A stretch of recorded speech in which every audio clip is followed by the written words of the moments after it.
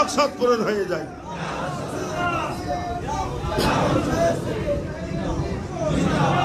নাহলে এতগুলো মানুষ আসতেছে না, কিসের মতো মৌমাছির মতো আসতেছে না, পঙ্গপালের মতো আসতেছে না নামাজ পড়ার জন্য। এই নামাজের মাধ্যমে কাম হয়ে যাইতেছে আমাদের বীর ভাইতে। যার যে মকসদ, যারা যে মকসদ নিয়ে আসে নামাজের আসে, সেই নামাজের মধ্যে হুজুর সেই কোরআন শরীফে সূরা পড়ে, আয়াত পড়ে। এই আয়াতের ভিতরে সবার মকসদের কথা সেখানে আসে। এটা আমি দেখছি। এইখানে নামাজ পড়াইতাম আমার গৌসমান হুজুর কাবলা, আমরাও সেখানে নামাজ পড়তাম, ফজর নামাজ বেরিয়ে।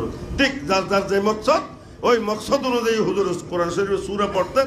এই সূরার ভিতরে ওই মকসদের কথা এসে গেছে এবং তাদের